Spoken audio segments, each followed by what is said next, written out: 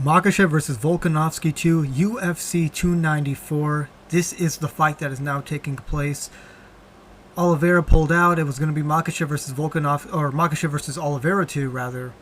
But Oliveira suffered a really nasty cut above his eye, and they had to pull him out. And they didn't give Gamrot the chance. They gave it to Volkanovski, and boy, are we glad, because this is a rematch of the MMA Masterclass that took place earlier this year in February. I'm so excited for this, and honestly, this is such a close fight. Even though Volkanovski's taking this fight on short notice, I know that's crazy. I didn't think that Makhachev versus Oliveira 2 was going to be particularly close. So, what I can say is honestly, I'm really happy about this, and this has made me more excited for the fight. Even though I'm a huge Oliveira fan, I think Volkanovski's style will make it a lot closer, because these two have fought before, and we saw the way Volkanovski Makhachev 1 went and how Oliveira Makhachev 1 went. But the purpose of this video is just to explain to you why I think this fight is so close, why I'm having such a difficult time thinking about who's going to win. It's been gnawing at me. I've been thinking about it, and I do have somebody who I'm leaning towards, but it's still so close. So to start off, when we look at the previous fight that happened earlier this year, many thought, including myself, that Makhachev was going to dominate, right? We really thought that Makhachev was going to win 1-2, maybe third round. If not, it was going to go to a decision and be like a 50-45, maybe 50-44. Volkanovski was too small. He fought featherweights. Makhachev's a lightweight who is a natural welterweight. And what happens is we're all shocked when Volkanovski nearly wins. He almost beats Makhachev. It's a 48-47. I understand that one of the judges had it 49-46. What can you do about UFC judges, right? It was a very clear 48-47. 2 rounds for Makhachev, 2 for Volkanovski. One of them was kind of a swing round. Rewatching it, I thought Makhachev won. I thought at first when I was watching it live it was a Volkanovski win, but I realized rewatching it that it was Makhachev. And what we realized watching this fight was it was the story of the defensive boxing of Makhachev versus the grappling defense, as well as at some point offenses. At some points, his offense of Volkanovski, the defensive boxing of Makhachev, when he's on the back foot, he was doing some great stuff. He almost I wouldn't say knocked down, but he had Volk kind of wobbled, right, moving back when Makhachev, I think, was on the back foot, and he landed a really nice cross, had Volkanovski going back. Makhachev's really good on the back feet. On the back foot. I know AKA, his team, said that Makhachev's a better striker than Khabib was, and I think some people are like, okay, they're just saying that, but when you actually watch this fight, you realize that he is. He's a great counter striker, and Volkanovski's grappling. We really thought Makhachev was going to hold him down and just keep him there, but he kept getting back up. He had his back taken, didn't let Makhachev sink the hooks in, or what I mean by is he didn't let him get the choke. Volkanovski defended, and at some point he even shot his own takedown. And while he had some success with it, he wasn't able to actually get him down. He was able to do something that nobody's really done to Makhachev before, and that's make him look human in the grappling. And Volkanovski drops Makhachev at one point. It's a shot that was not aimed toward the back of the head, but it landed on the back of the head and dropped Makhachev. And Makhachev, as I mentioned, stunned Volkanovski with the counter strike. Had Volkanovski stunned, I think, a couple of times in the fight, actually. And at the end, Makhachev wins. A lot of people thought Volkanovski did enough to win. I still go with Makhachev. I think he got it, but I could see why people thought Volkanovski won. And now moving on, I'm going 51% Makhachev, right? And that's how close this fight is, because if I'm going 51% Makhachev, that means I'm going 49% Volk, and that's kind of how it is, right?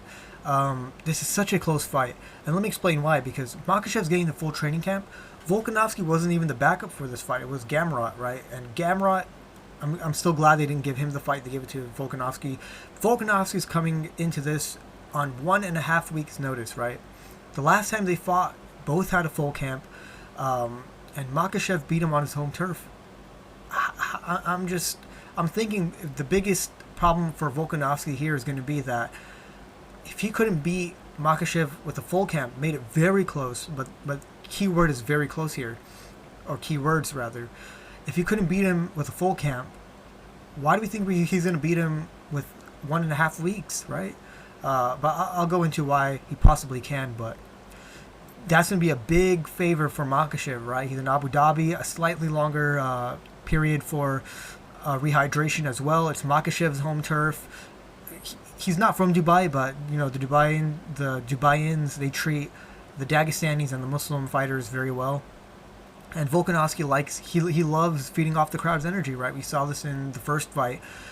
I wonder how it's going to feel if Makhachev has your back and suddenly the crowd isn't booing him, but they're rather cheering him on. And as you're doing your whole shtick where you got your hands out and you're kind of posing, nobody's really going to be cheering for you as much as they would have in Australia. But another big factor for Makhachev this time around is I think in the first fight he was really underestimating Volk. He thought this is a small guy. He's 145. Brother, you featherweight, you small guy. Makhachev is a natural welterweight, right?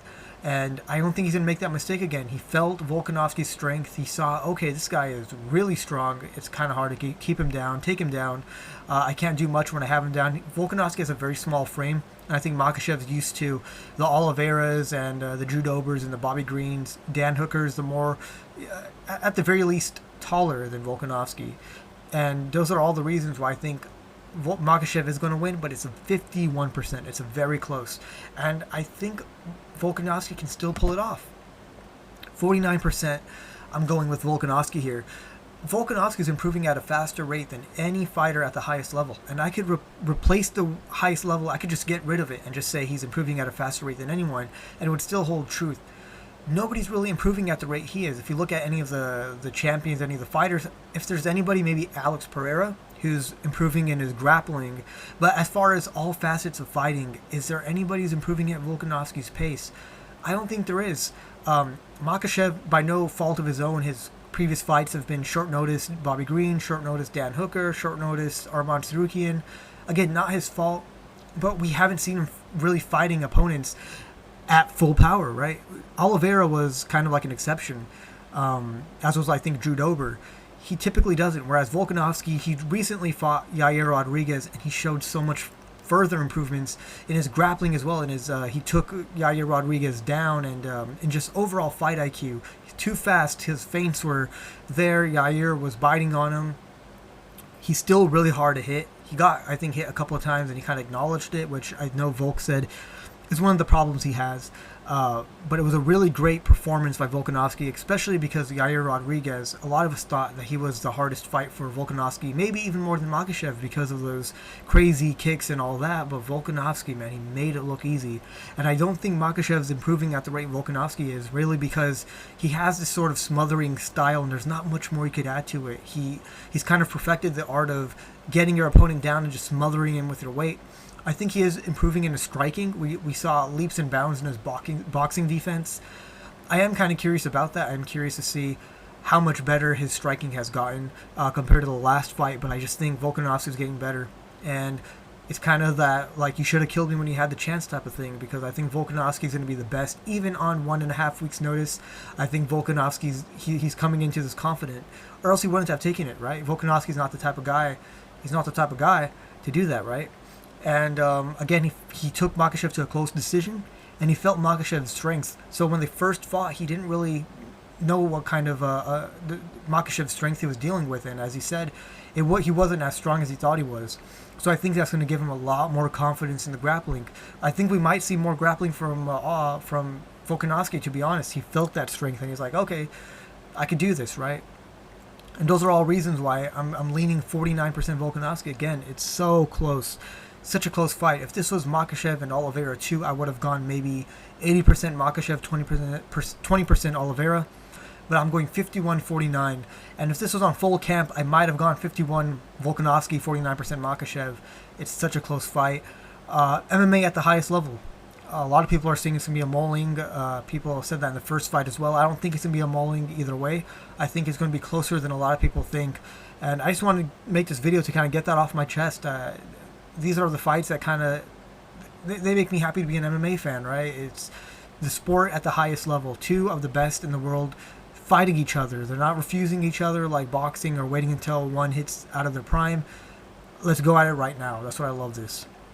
So there you have it, man. Who do you guys think is going to win? Because I know everybody's got it left and right, man. We're all really hyped up and excited for this fight. So let me know who you guys think is going to win. subscribe, show some love, spread it around, and hope to see you guys in the next one. Peace.